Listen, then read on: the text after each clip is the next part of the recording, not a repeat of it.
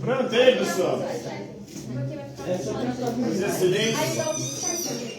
Virar para frente, prestar atenção.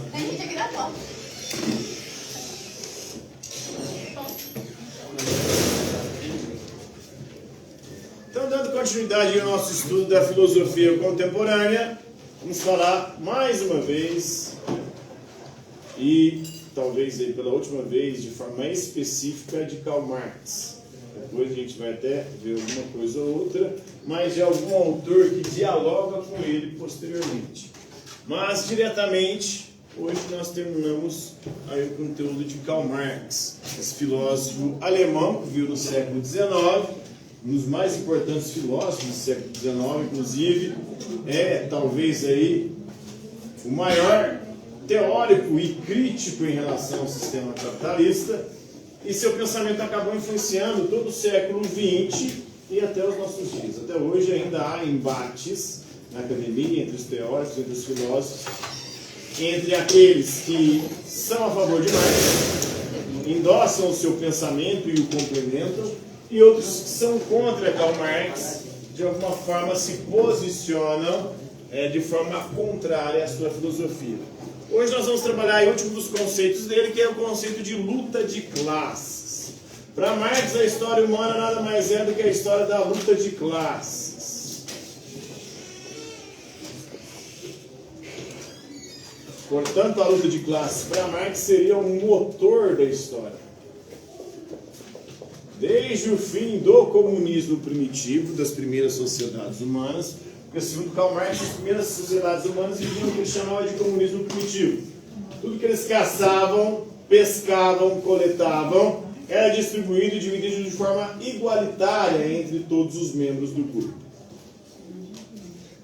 Aí, a partir do momento que as tribos começaram a entrar em contato umas com as outras, começaram a surgir conflitos, uma tribo guerreava contra a outra, e aí, dessas guerras começaram a surgir um novo sistema econômico, que veio suplantar o comunismo primitivo. Esse sistema econômico foi o escravismo. E aí nós temos o primeiro modelo de luta de classes da história.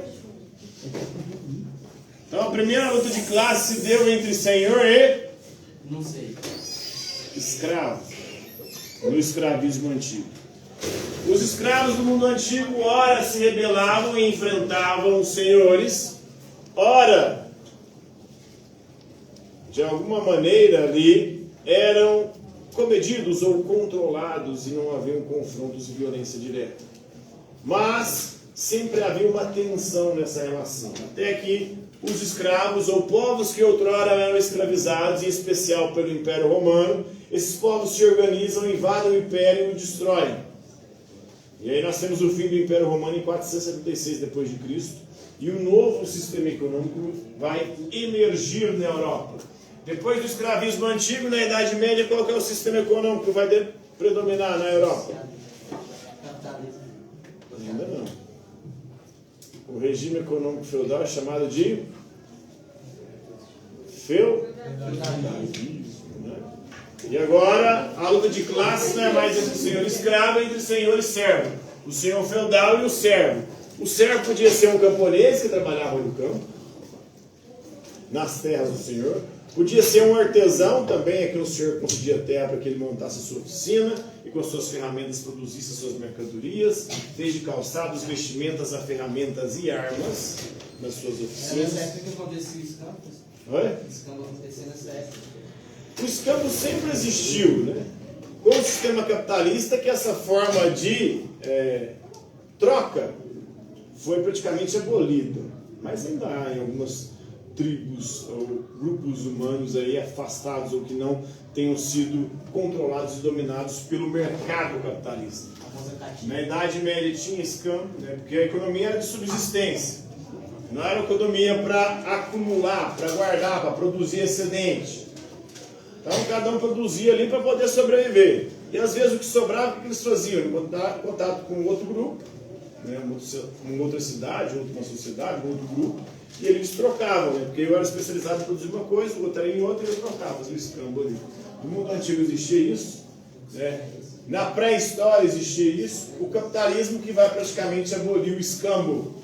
transformando todas as negociações e trocas agora, elas são mediadas pelo dinheiro.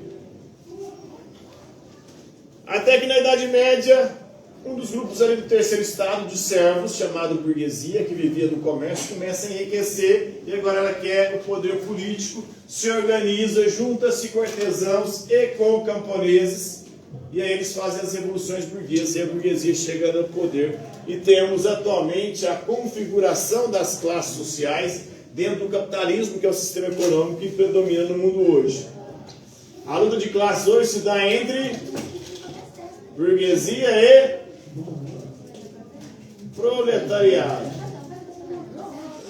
A burguesia dona de quê? Dos meios de produção. O que são os meios de produção? Terras, ferramentas, fábricas, indústrias, máquinas. Dona também das instituições financeiras, do mercado financeiro, atualmente também das big techs. Então, é dona dos meios de produção. O proletariado só tem a oferecer o que no sistema capitalista? A mão de obra. Ou o que Marx chama de força de trabalho. Mão de obra ou força de trabalho. É justamente a força de trabalho que vai ser explorada, e ela é a única capaz de reproduzir o capital, ou seja, de fazer o capital se valorizar, produzindo o que é chamado de mais-valia. Mais-valia nasce da onde?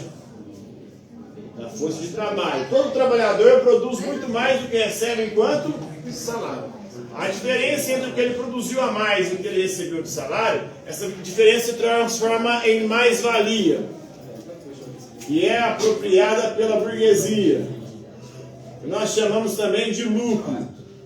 Então o lucro não vem do trabalho do burguês, nem da sua engenhosidade. Ele não tira o lucro do nada. O lucro vem da exploração da força de trabalho. O lucro é uma riqueza que foi produzida pelo trabalhador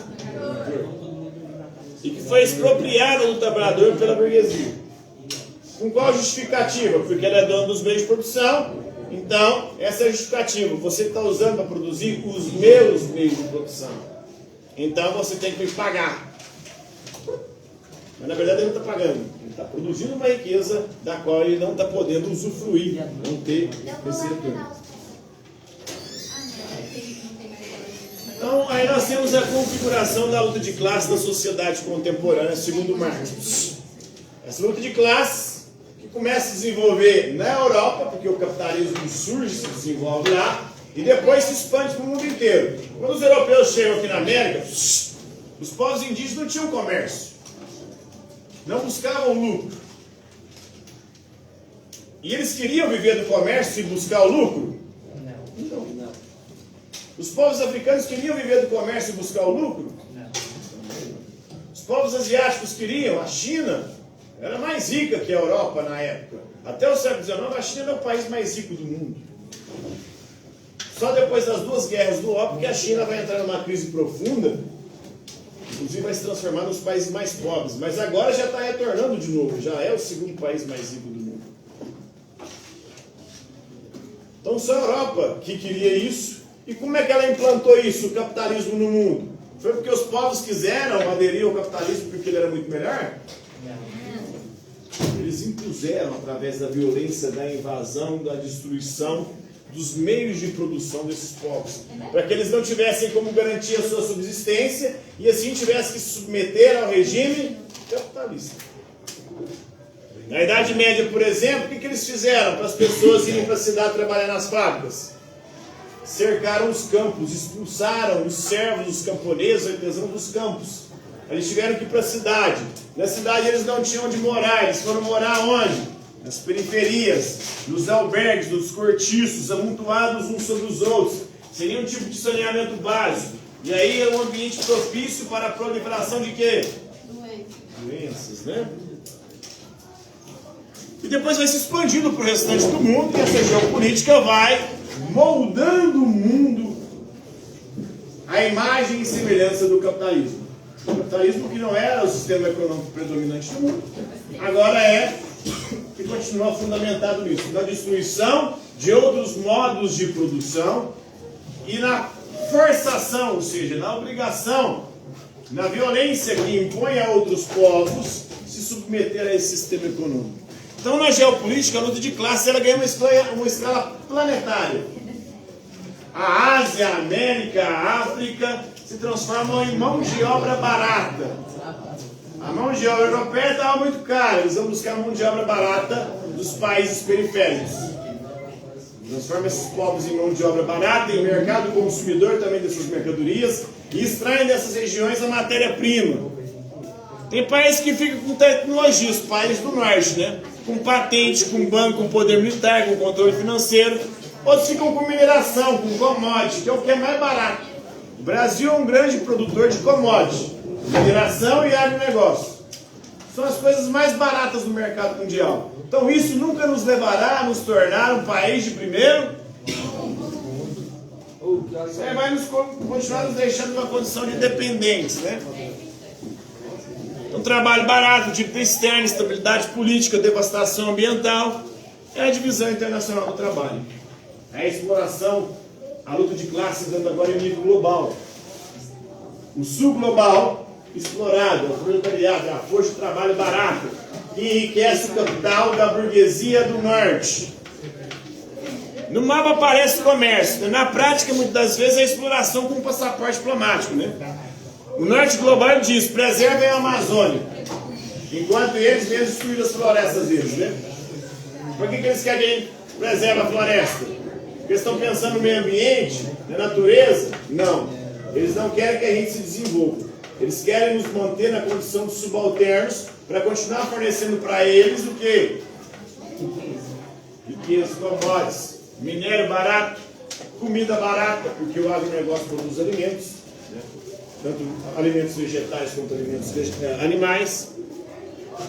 Mas passou o século sem destruir a floresta, eles mesmos, né? Eles destruíram as próprias florestas, colonizaram, invadiram, exploraram outros povos, enriqueceu com isso, com a escravidão dos africanos, com a exploração do petróleo. Hoje os Estados Unidos estão invadindo o Irã, estão na guerra do Irã para quê? Petróleo. Ele não quer que o petróleo vá para quem? Para a China. Porque ele não quer que a China o alcance no poderio econômico. Ele quer minar o poder chinês, vendo que a China pode ultrapassar em breve, economicamente, os Estados Unidos, né? Ele tem indústria pesada, né? Aí chega para o sul global e fala, agora sejam sustentáveis, né? Ser sustentável para quê? Na verdade, eles querem as nossas riquezas naturais. Não querem que a gente enriqueça. Eles vão fazer de tudo para continuar nessa condição, porque eles sabem que a riqueza dele vem da nossa exploração. É tipo o sujeito que comeu uma pizza inteira e falou para você, cuidado com o glúten, né? Você tem que tomar cuidado. Ele não tomou, ele não estava nem aí. Ele está na condição que está hoje, gordo, bem alimentado e ganhando muito dinheiro em cima da gente.